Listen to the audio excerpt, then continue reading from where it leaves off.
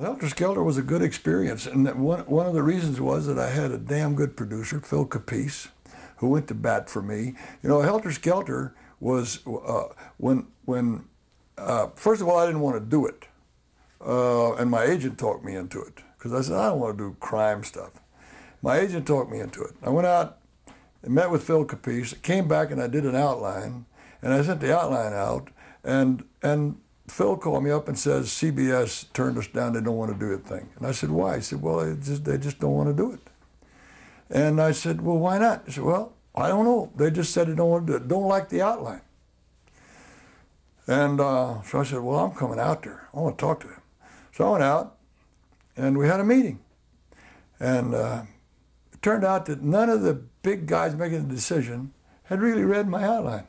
They had a report from a guy named John Miller, who had really annihilated it.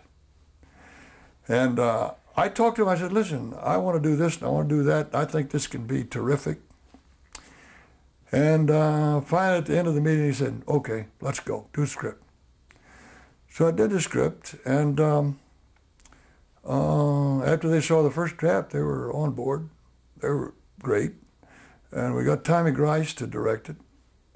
And we started looking for somebody to play Manson, which is like looking for a star to play A Star Is Born. You know, you can't find one, right? We read God knows how many people. We were going crazy. And finally one day somebody said, listen, there's a guy doing a scene over there. I think you ought to come take a look at him.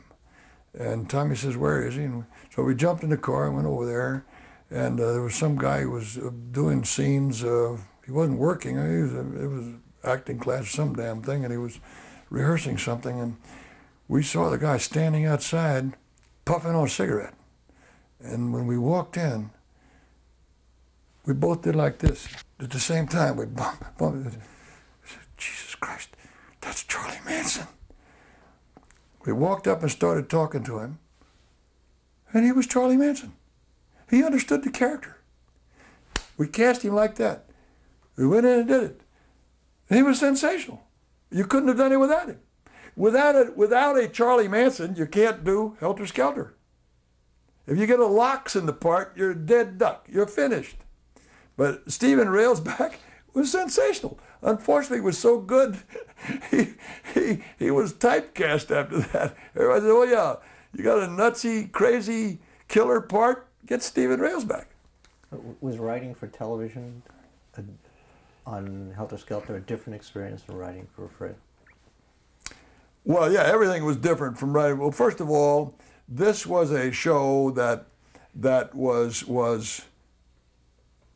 was designed from the beginning around a character and a cast of weird characters, and it had been thoroughly researched by Vince Bugliosi, and I had his book, but there was no story in the book. I had to make a movie out of it, you know, but a lot of the material was there, and then I went and researched it, and the Manson people got on the bell with me and said they were going to kill me and all that kind of stuff, and which they did to everybody, you know.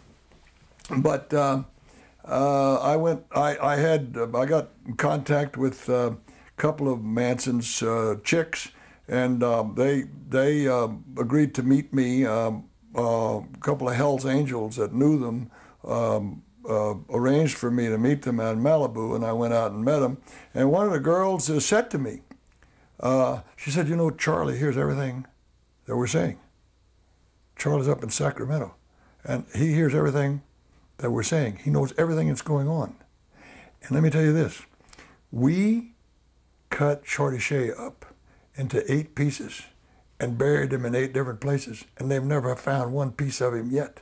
And the same thing will happen to you if you ever tell anybody who met with you by name. If you ever tell anybody that we met with you by name, same things will happen to you. And I said, hey, you know, you got it, honey. I said, by the way, I'm a lot bigger than Shorty Shea. You had to make at least 10 pieces. They laughed. And I never said and I never did mention their names, and I'm not going to. Even today, I'm superstitious. Although they would never do anything because, you know, they have that much concentration. If you're right by them, they'll kill you, but they're not going to come across country to kill you. It's too much work.